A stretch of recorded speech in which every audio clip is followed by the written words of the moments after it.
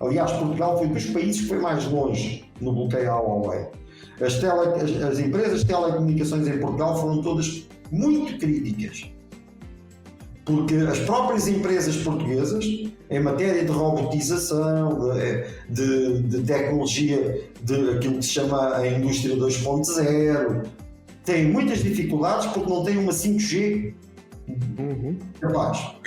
Mas, Hugo, eu vou te contar, talvez eu nunca tenha te contado isso. Eu, quando trabalhava no Instituto Nacional de Física Nuclear aqui em Bolonha, eu estava lá na época das sanções à Huawei e foi um desastre, porque todas os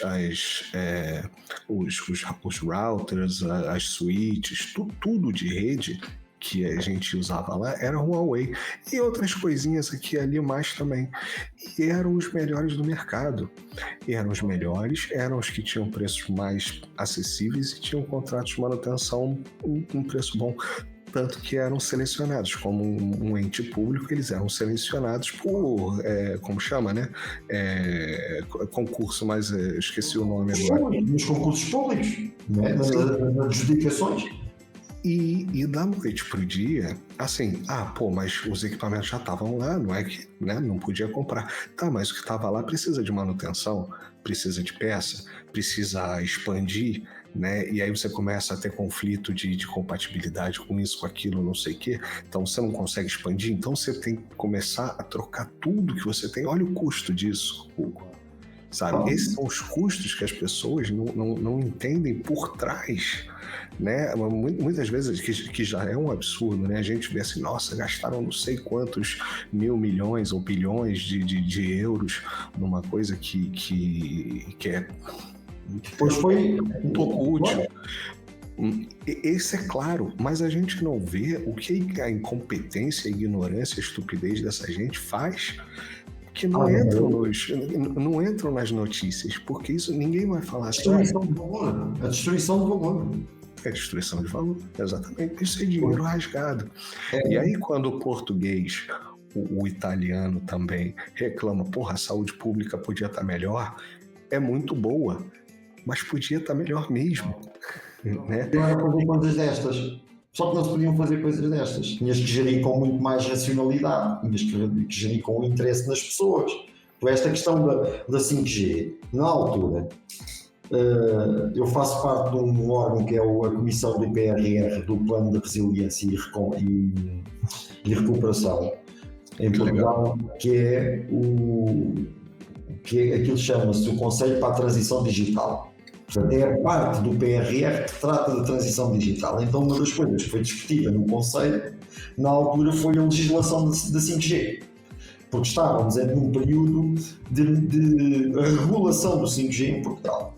E eu lembro que, na altura, fui ouvir um amigo meu, que é todo de iniciativa liberal, que ele trabalha nas empresas, que é gestor na área das telecomunicações, e eu fui ouvir, vou ouvir este tipo para tecnicamente perceber aqui algumas coisas.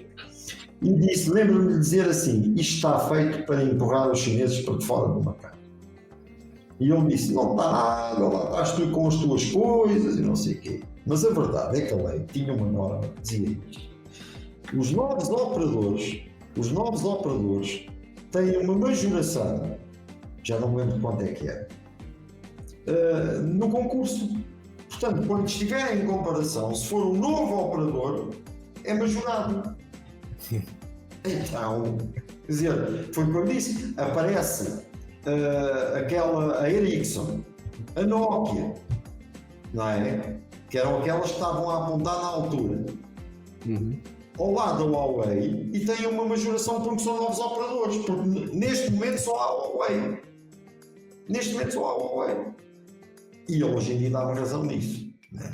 Mas o facto é que eu acho que António Costa tinha esse problema, por isso é que inventaram também tiveram que arranjar esta forma habilidosa de o envolver no problema. Isto foi lawfare puro, na minha opinião. Na altura, no nosso canal, nós falámos muito disto. Para mim, isto é lawfare puro. Agora, há aqui uma questão que pode fazer algum sentido, que é o quê? Que são os anticorpos que Ursula von der Leyen tem dentro do seu próprio partido e dentro da direita e da extrema-direita europeias. E é assim, tendo em conta aquilo que eu referi no início, que é o facto de hoje em dia termos 3 grandes grupos parlamentares, 3 grandes famílias na direita, não é? Pode haver aqui a tentação de contornar a Ursula von der Leyen e escolher alguém que represente a direita e deixar os sociais e democratas de fora da escolha. Esta pode ser uma possibilidade. Quer dizer assim, mas para que é que nós andamos a negociar com eles se nós temos os votos que necessitamos para resolver este problema? Desde que não seja esta senhora, porque aqueles tipos do Renew, etc., não podem com ela. Depois, aliás, quase ninguém pode com ela. Essa é que é a realidade. Ela é uma pessoa extremamente antipática. E isto não tem a ver com o facto dela ser de partido que é e representar os interesses que representa. É uma pessoa extremamente antipática. Acho eu. Ela é antipática, rude, ela é entrona. E não tem essa moral, né? Tem aquele clássico vídeo dela com o Charles Michel, não é? Charles Michel, autoritário. Né, lá na Turquia, onde ele senta ali do lado do Erdogan e deixa ela lá no sofazinho. Fica lá aí sozinha, não é? Aliás, para os chineses lhe fazerem aquilo que lhe fizeram, não deixar lá foi preciso os chineses que são pessoas educadas, sabem receber, gostam de dar dignidade, para mandarem sozinha, obrigarem-na a passar pelo meio da maralha, em vez de ir pela zona VIP, aquilo a mulher deve ter ficado doida. Deve ter ficado absolutamente doida. Uma pessoa como ela, não é? Autoritária. Mas os chineses, eles sabem fazer isso. Eles são gentis, mas eles sabem fazer a diplomacia, eles sabem mostrar assim.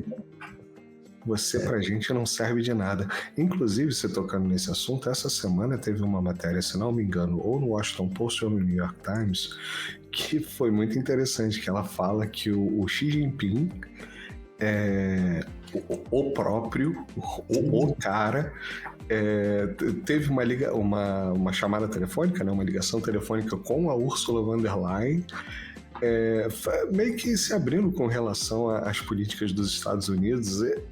O Alexander Mercury, até ele do The Duran, né, ele até falou assim, a primeira coisa quando ele falou isso, eu falei assim, cara, não, peraí, maluco, a Úrsula, aquela mesma Úrsula que eles botaram na fila da gentalha para passar no aeroporto, não é possível, o Xi Jinping nunca ia nem chegar perto dessa mulher. Ela é barata para essa gente, eles não iam falar por eles, né? Aliás, tu viste agora quando foi lá o Blinken que ele, de propósito para a televisão, para ser visto na televisão, vira-se lá para um assessor e diz assim, mas quando é que este gajo se vai embora?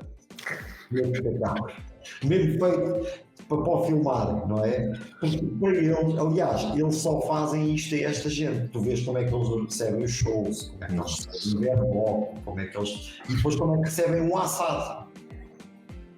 Assim, aqui vem um dirigente, vem uma pessoa que manda, vem uma pessoa que eu sei quando falo com ele, eu sei com quem é que eu estou a falar, não é? E sei que o que ele disser é o que vai ser. Aqui vem o pau mandado. O pau mandado. Que eu não sei com quem é que estou a falar.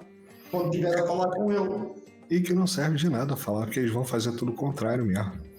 Eu acho que António Costa não é pau mandado, não é corrupto, não é pau mandado. É um tipo que pensa pela sua cabeça. Eu acho, estou convencido disso. E eu não conheço pessoalmente, mas conheço várias pessoas que o conhecem pessoalmente e a impressão que têm do tratamento pessoal dele é que ele é assim. Agora, aliás, se fores a ver, o PRR existe, o mecanismo de recuperação e resiliência existe porque ele puxou muito por isso. António Costa foi dos que puxou mais por isso. Porque se fosse pela Ursula von der Leyen, na altura, o que tínhamos levado era com mais austeridade em cima. E foi o António Costa que disse, que começou a dizer, na altura, Claro, não pode haver austeridade. O que a Europa precisa é aqui de um boost de recuperação. Portanto, eu acho que ele... Agora, lá está, pode haver essa tentação, deixar a Ursula von der Leyen destapada dentro do seu próprio meio político e também deixar de fora os sociais e democratas, se não precisamos deles para nada, ou pode ser a mesma coisa, mas sem Ursula von der Leyen. Não é? Dizer assim, vamos criar aqui uma situação, ou seja, o Partido Popular Europeu vai propor uma proposta inaceitável para o Conselho Europeu, para a presidência do Conselho Europeu. Essa proposta, ao ser inaceitável, vai obrigar a um novo processo de decisão, e nesse processo de decisão vamos voltar a ter a possibilidade de discutir figuras, arrumações, etc. E isso sim faz sentido. Haver aqui uma forma subreptícia, mas é porque se calhar aquela ideia que às vezes nós temos, que há muito seguidismo na Europa e que todos estão alinhados com a Ursula von der Leyen e com o que ela quer, se calhar não é bem assim. Eu, por exemplo, estou plenamente convencido que há uma coisa que os chineses, os franceses, os alemães e os italianos não se revêem na política de Ursula von der Leyen para a China. Estamos a falar que 3 países precisam muito da China. A Holanda precisa muito da China. A Alemanha, a Suécia. Então tens a Suécia, o primeiro-ministro sueco e Scholz e o alemão para fazerem uma conferência de imprensa a atirarem-se à luta tarifária, à guerra tarifária, à declaração da Comissão Europeia sobre as tarifas. Portanto, podemos ter aqui isto, não é? A CDU alemã por trás a manobrar e a não querer Ursula von der Leyen, a achá-la demasiado conotada com os interesses americanos, e esses interesses americanos estão hoje à vista que são incompatíveis com os interesses europeus em matéria económica. São interesses que se alimentam da Europa. Não convergem com a Europa. Eles alimentam-se da Europa. Sim. E nesse sentido eu acho que ele pode ter razão. Mas não é por medo da justiça, não é por questões de corrupção, isso não os assusta. E se eles apagam isso tudo, passam por cima disso tudo, a comunicação social não diz nada, não há problema nenhum. O problema aqui, acho que aqui é mesmo uma questão de uma tentativa. Sabes que houve sempre na Europa esta tentação, não. Esta luta, nunca assumida, muito frontalmente, mas ela sempre existiu, entre uma Europa com autonomia estratégica. Macron às vezes fala disso. Depois não tem coragem de levar isso avante, mas fala disso. O Macron, ele fala uma coisa, mas ele faz outra, né? Então, claro, ele não tem coragem, até porque com certeza alguém tem uma pasta contendo todos os segredos conjugais dele ali que não pode sair não pode sair em público, né? Então ele tem que segurar um pouco a língua francesa dele, né? Mas sim, sem dúvida, hoje o que eu vejo, pelo menos assim, e obviamente eu vejo de uma forma extremamente superficial, uma divisão interna na briga pelo poder, exatamente com a questão da China. Você vê, o Scholz, há pouco tempo atrás, ele estava falando da China, não, vamos sancionar, vamos fazer, vamos acontecer, papapá.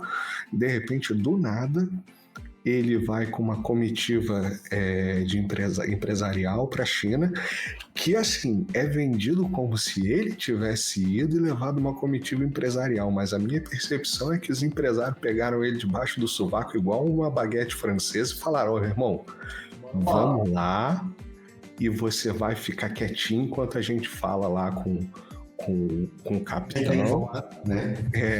E você aceita e volta para a Europa falando que esbravejou, aí você faz o que você quiser.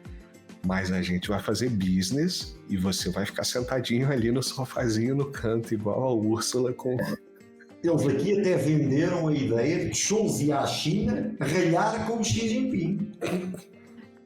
Não é? Ir à China e exigir ao Xi Jinping que deixasse de ajudar a Rússia. Não é? Como se alguém acreditasse numa coisa dessas. Há quem acredite, infelizmente há muitos que acreditam. O que mais tem, o que mais tem a galera que vai lá no nosso Twitter, ou aqui no canal mesmo, falar que isso aqui é tudo história, tá? Isso aqui a gente tá falando, a gente tira as coisas da cabeça, né? A gente é maluco. Porque nós, como não alinhamos com a comunicação social mainstream, portanto estamos malucos. É lógico. Exatamente. Sim, pronto, também isso eu gosto, sabes que isto a gente faz como o Erasmo de Roterdão, a estultícia é que é importante e é que é a nossa salvação. Mas aqui a questão é, quer dizer, e temos de facto estes países nesta luta, para se lembrar, por exemplo, Charles de Gaulle viveu sempre esta dualidade. Não é? Por um lado, pertencer à NATO, mas por outro lado, fazer negócios com a União Soviética. O presidente. Mas não foi De Gaulle que não aceitou entrar com a França na OTAN? De Gaulle que não, mas, ou seja, ele por um lado alinha com o Ocidente, né? Com o Ocidente, não é? Com os países da NATO, não é? Uhum. Mas depois tem as relações diplomáticas com a União Soviética. Uhum. Como que ia mostrar que tem a sua independência estratégica. Tu tens o nome disso é soberania. É, a sua soberania. Tu tens o primeiro-ministro alemão que constrói o gasoduto Druzhba, que é o que passa ainda hoje na Ucrânia, e que está a funcionar, é o único que está a funcionar. E está a funcionar porque a Ucrânia recebe direitos de passagem daquele gasoduto. Esse quer dizer amizade. E o que acontece é que esse gasoduto é negociado à margem dos interesses dos Estados Unidos. Uhum. Portanto, tu tens aqui os países nórdicos tiveram sempre uma linha de não hostilização e de relacionamento normalizado com a União Soviética. Portanto, houve sempre aqui uma tentativa da Europa ter uma certa autonomia estratégica. Que tu vês até, por exemplo, quando foi o Iraque. A guerra do Iraque. Quando é a guerra do Iraque, a segunda guerra do Iraque, quem é que tens na linha da frente contra a guerra do Iraque na Europa? Schroeder, do SPD, por um lado, e Chirac na França. Famílias políticas diferentes.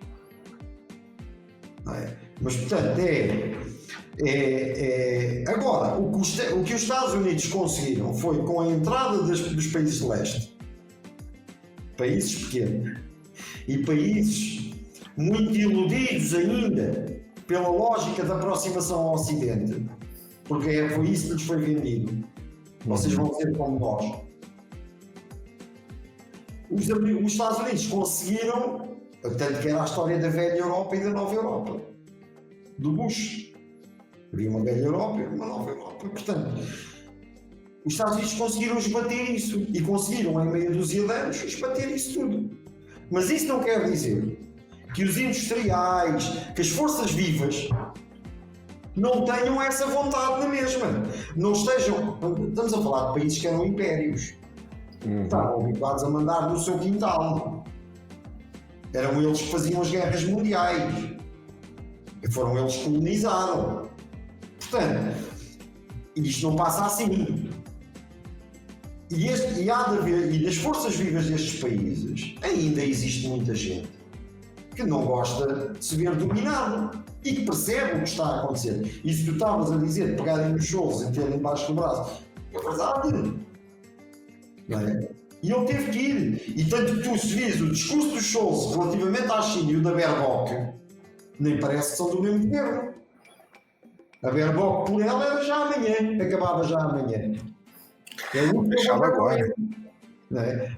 Baerbock, que é dos verdes, é mais próxima da Ursula von der Leyen do que Scholz.